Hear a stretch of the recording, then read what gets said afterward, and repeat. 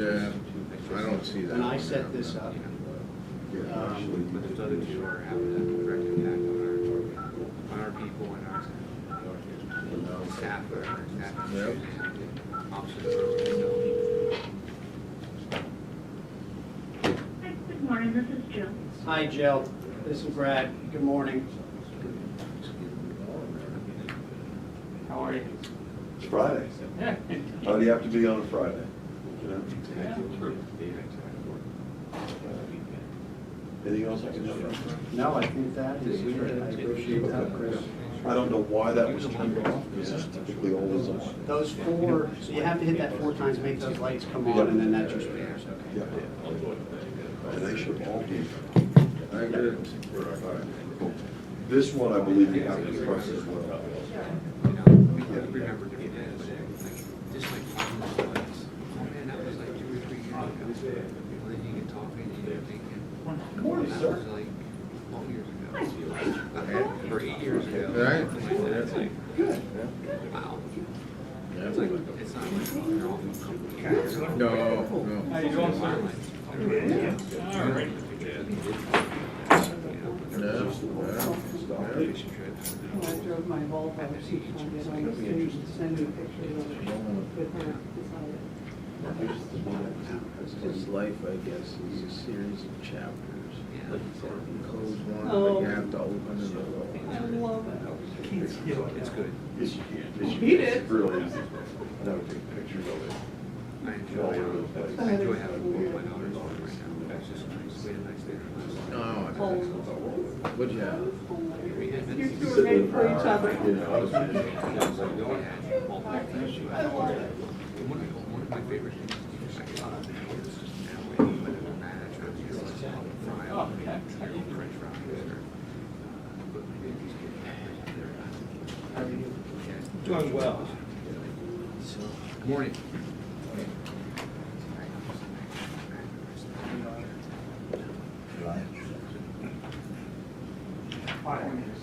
Yeah.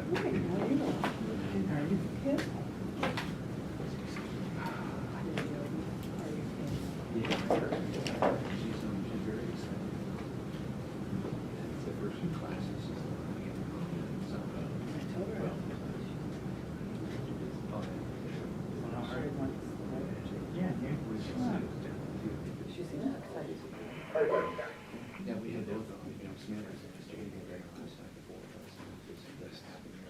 I know. I understand. Yeah, I think we're on, yeah. Very cool. She's very good to get over. She's been doing it for a while, like, it's great. Back, hips. Yeah. That's spectacular. Plus, it's something they can do together. Absolutely.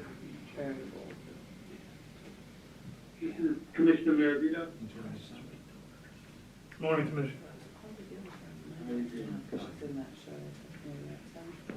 So she has a first day. And she's working 6 days. It's crazy, it sounds. You missed that. Right. Right. Yeah. You should get that done with them. Yep. Exactly. Well, that's because we have so many generations of children in our family. So it's like we haven't had a chance to miss it yet. Morning. Morning, Scott. Morning. But everybody. we've been talking because it should be, because Jake was 15 years. So we did get a break because Liv was 12. Oh, I didn't think And you now were she's nice. down in 80 and 4, but he's going to kindergarten. Yeah. August 25th. So he's a lot like Jake, because Jake's July 25th. And he was one of those where it's like, and boys too. Exactly, but they're both very intelligent, so it's like, if you hold it back, it's gonna be worse, I don't even know if they're not what we should totally do. there, because all he talks about. I mean, I don't want to make more But- work Like that for girl? him, but I'm wondering But if I have Jake to did fine, and I just think he'll do send him fine on too in there. his preschool. Between Clinton County and Lycoming County, he's the most fair. It's always exciting. Yeah, Always something going on. yeah. I was curious, and they always make me proud. Oh, yeah. Oh, yeah. She's getting nervous now. They load in, and all the That's requests good. are coming out of coming college, but they load into Community Arts Center next week, and this is the biggest show she's ever done. So even though she's done dance recitals at Community Arts Center, and she's done Hey, good morning, this is workshops. Ryan. Hi, Ryan. How are you? Good, how are you? Community Arts Center. Good. She's never done a show of this caliber at Community Arts Center. She started today. Good, how are you? No. I've always told her every year, she's always wants to connect to the movie. And what I've tried to always tell her, she Do we have some more people call in? Ryan called in. very well. Commissioner Maravito called. Commissioner Maravito. Commissioner Vito, you all She right? does have some scenes. Yep, And I'm she here. has like Okay. bits of solo and parts of the So, Actually, we have everybody. except for that's the sheriff. Well, we've got, Oh, yes, Okay, good morning, everyone. At this time, I'd like to open the prison board agenda and seek approval for the minutes. I'll second. Getting started. And, start? So just go and check. Okay, any additions or corrections? Hearing none. All in favor? Aye. Aye. Any opposed? That motion carries. At this time, we'll seek public comment on agenda items only. Hearing none, we'll move to the approval of bills. Could I have a motion to approve the bills? Make a motion. Motion by Scott and a second by Commissioner Maravito. Okay, any discussion?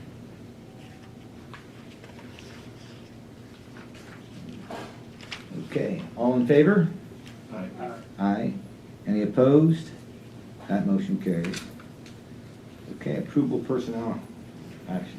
Thank you, Commissioner. We have one personnel action to approve, and that would be Alex Ham, who is a full-time resident supervisor at the PreRelease Center.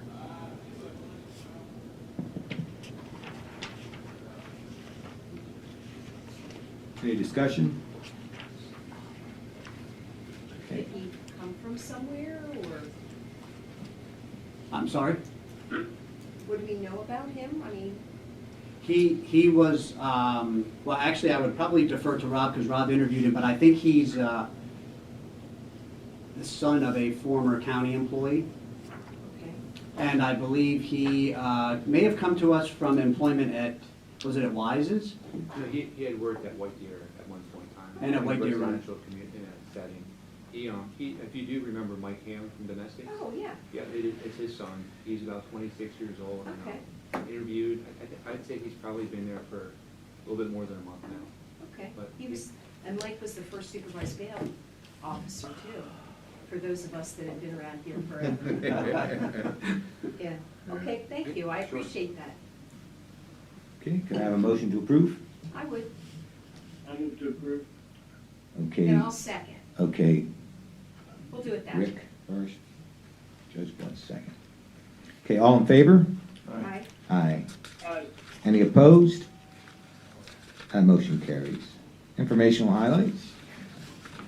The prison population report indicates that in the month of June, we averaged 202.87 males at the prison and 30.3 males at the pre-release center, for an average daily population of 233.17 and a peak of 250.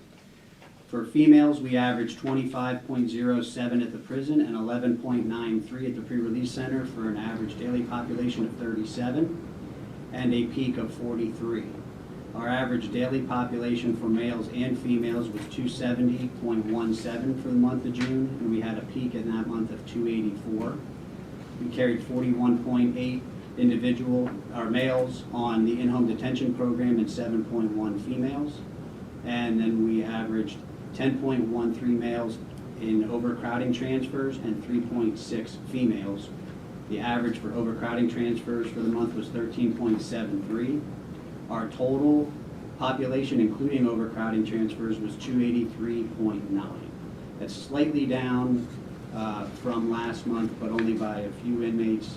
And in comparison to June of last year, we were at 206.23, so pretty significant increase from last year at this time. Next report. Well, could Oh, I'm sorry, go ahead.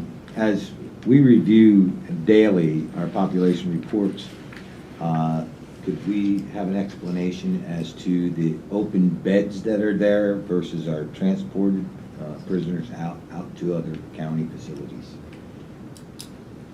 An explanation as far as? Well, Yeah. we see that there could be 30 beds open in our prison and male beds, and we see that there's 10 inmates sent to Clinton or Center. Yeah, one of the things that we did back when COVID began was to include in that population report the available beds in our quarantine blocks. And even though, for instance, today's report has 24 male beds open at the prison, of that there's only 4 quarantine beds. So we have 4 beds in our blocks of quarantined inmates that we can accept new commitments, because we're not putting any new commitments yet into general population until they've passed their 7-day quarantine and have tested negative. Okay, so we're still, for the public, we're still dealing with the COVID and. Yeah. Okay. And we're still, in fact, today we have a meeting later on this morning with our medical director to review our current protocols and gather some advice from him medically on if we should continue on those same protocols, should we modify any of the protocols.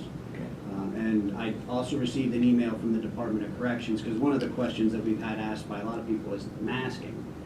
With the governor reducing masking in the state, the DOC is still masking all of their inmates and staff when they are within their buildings in the Department of Corrections. We're following that lead right now, but that's also going to be a discussion topic that we have today. Okay, thank you. Mhm. I'm sorry. No, that's okay.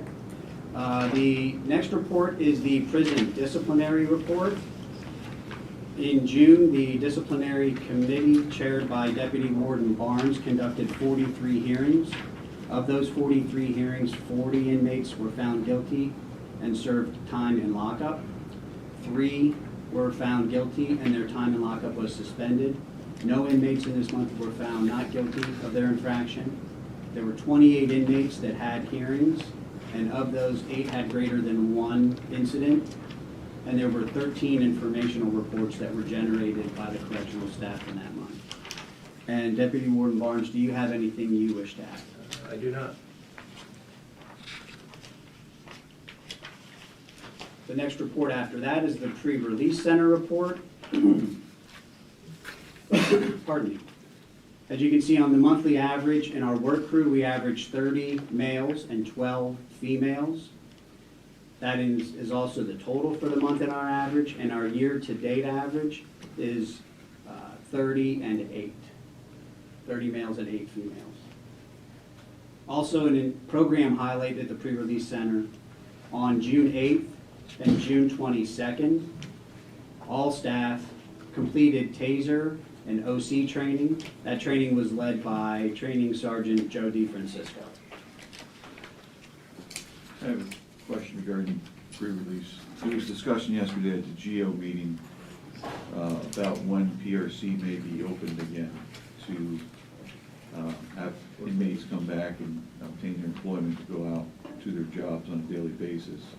Could you elaborate on that discussion? Yes, work release was shut down, as you well know, probably over a year ago in response to COVID. And so now as we're starting to see the numbers go down and some of the regulations lifted, that's also one of the discussion topics we're going to have with the medical director today, as far as whether it's under medical advisement to open work release and allow inmates to be transferred to the pre-release center and obtain employment outside of our work crew, where they would be out at their own employment unsupervised. So certainly a program that we want to see get back up and running again, and I think the courts are looking forward to that opportunity to get that back up and running again. So that's one of the discussion topics that we'll have, and I'm anxious to have it started back up again, and we'll be talking with the director, or with our medical director today. Okay, thank you. Yep. The next report is your bail release program report. In June of this year, the supervised bail release program averaged a number of 57.1 clients on supervised bail, 76.9 clients averaged on intensive supervised bail, and 8.2 clients averaged on supervised release serving a sentence for driving under suspension. The bail program carried an average daily total of clients of 142.2, and those numbers equate to bed days saved at the prison of 4,266.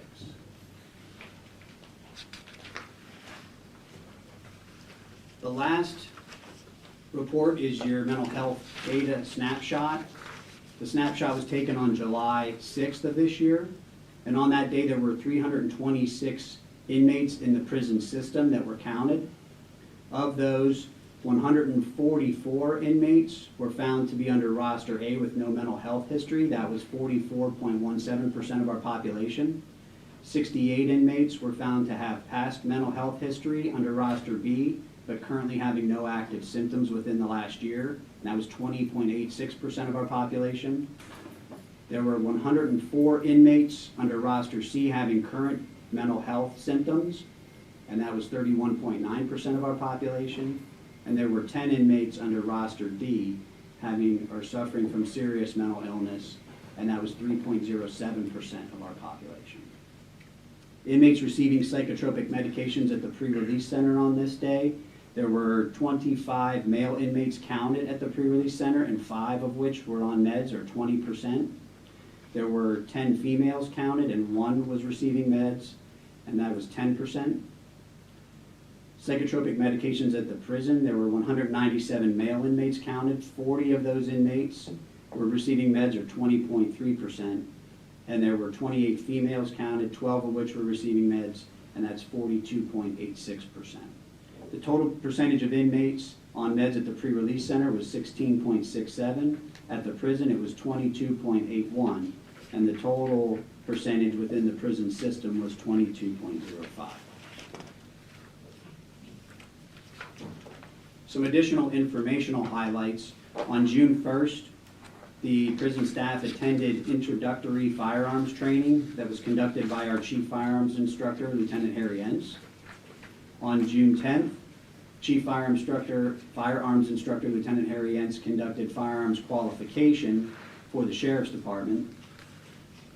And on June 24th, prison staff participated in taser training, and that was conducted also by Training Sergeant Joe DeFrancisco. And those are all the informational highlights I have for the month. Thank you. So, yesterday we met with one of the wardens, deputy wardens, Chris, and I don't know if you want to, or if this could be premature, we won't talk about it, but what that meeting was about as far as pre-trial and trying to move people forward into the system that have some mental issues. I mean, would you like to touch base on that? No problem. No problem.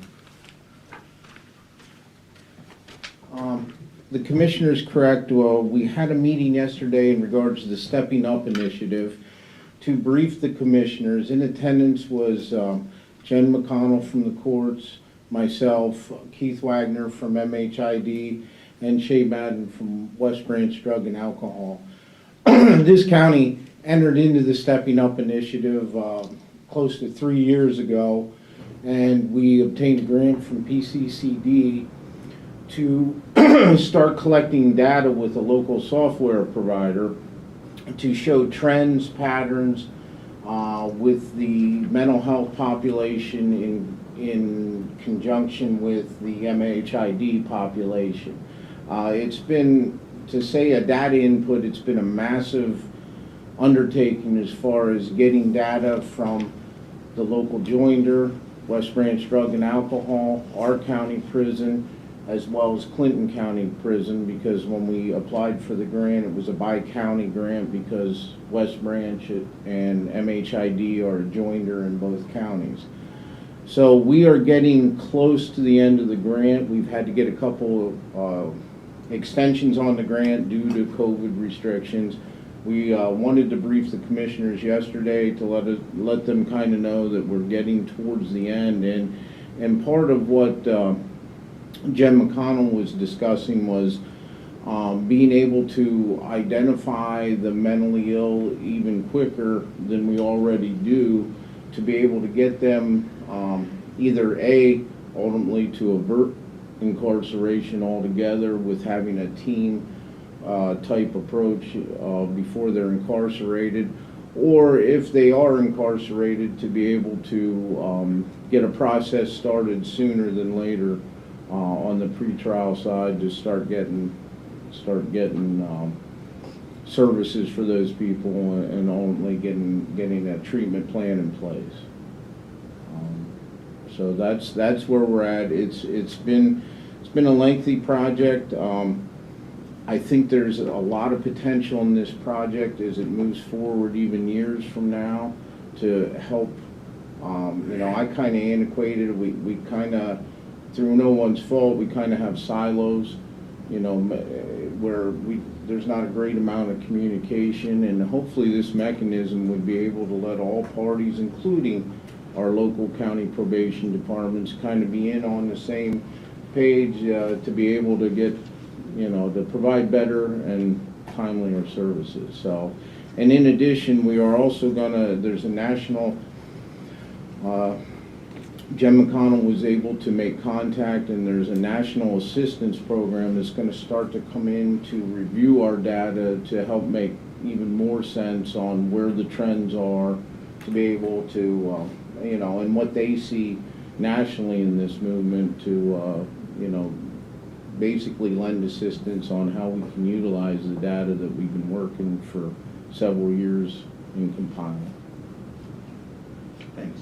Thank you. We face major challenges with the MHID people in our community. One of the reasons why is because the state, closed down a lot of facilities, and then they leave it up to the counties to deal with the issues. And it is very difficult for our COs and the entire staff at our prison to deal with some of these people. They should not be in prison. They should be getting as much help as they can. And I applaud, the committee that was put together to deal with this challenge that faces us, and we'll keep working on it and report it later on in the year. Okay, we'll move on to some old business, the reentry. John?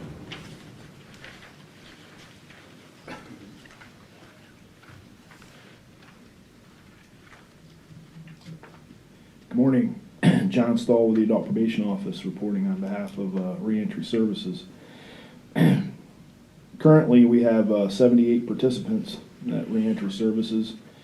34 of those cases were sentenced by the court. 44 were referred to by the Adult Probation Office. 49 of those are male clients, 29 are female clients. Currently, of the 78, 17 are in phase 2, 29 are in phase 3, and to date, we've had 459 successful completions at reentry. Talk a little bit about the overall population. We discussed this yesterday at our subcommittee meeting, with the numbers being a little bit lower than we saw in March and April. Part of that reason being, we did have a transition ceremony in the month of June. We had a number of successful completions, recognizing those folks that had successfully completed reentry services throughout our stint with COVID. We did have a significant number of intakes, more so than in the month of June in years past. We had 22 new intakes at reentry in June, but we also had 21 discharges, with 17 of those being successful. So just to give a little bit of an explanation as to why our numbers are where they're at.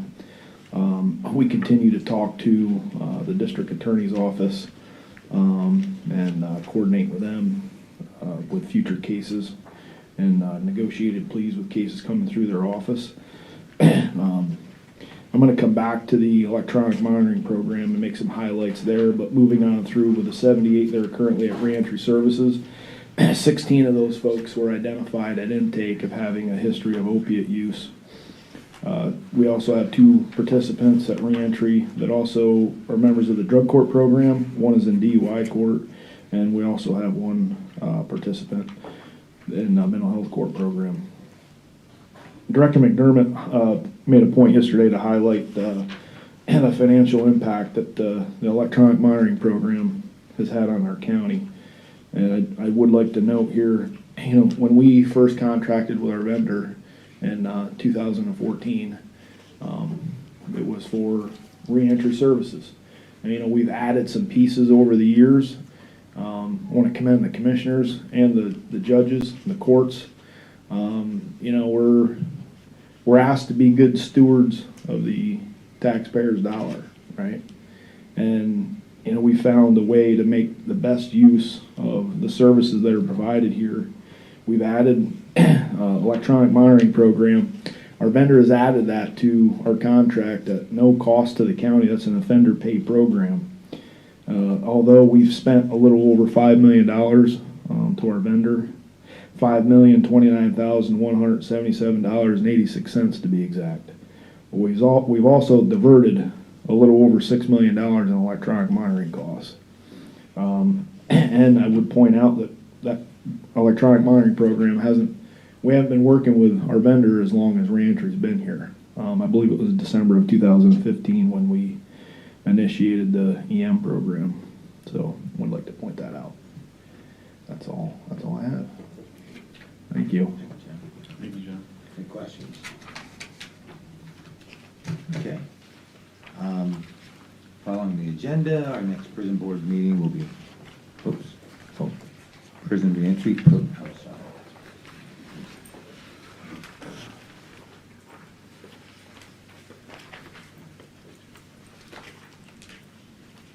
Thank you. Samantha Cope, Reentry Coordinator. I just have some highlights from my report for the InPrison Reentry program. As of 7/1, there were 26 active clients in the program. Since January, the report states that there were 84 total referrals made to the program, but that has increased to 97 due to more referrals coming in since July 1st. Since January, 38 appointments have been made for the 44 participants that were released from incarceration who were active in the program, and 87 resources were also given to them additionally.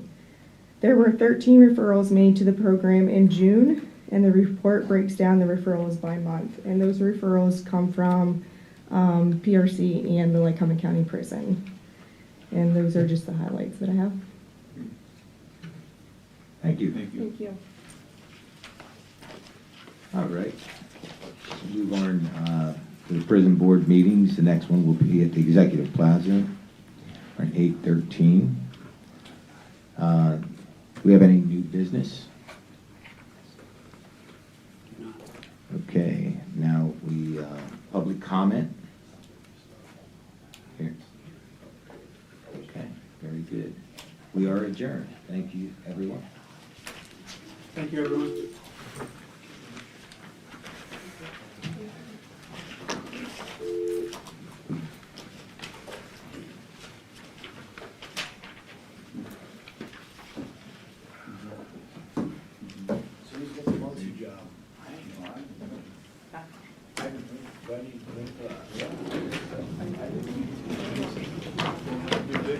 Anything else?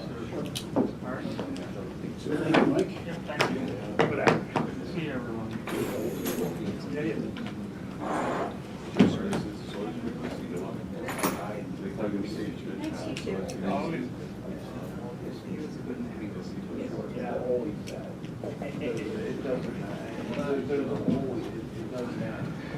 Gentlemen, have a good weekend. Yep. Hey, don't forget. The 8th. I was driving and I saw you walking across the street. Yeah. Hey, Ryan. We're gonna meet with Matt real quick. Yeah, I haven't heard anything. I don't know what we're gonna do, but when do you think they'd be at?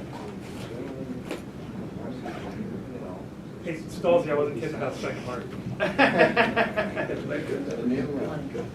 Take care now. Mike, right here.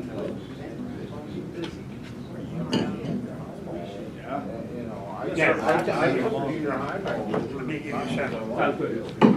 How are you?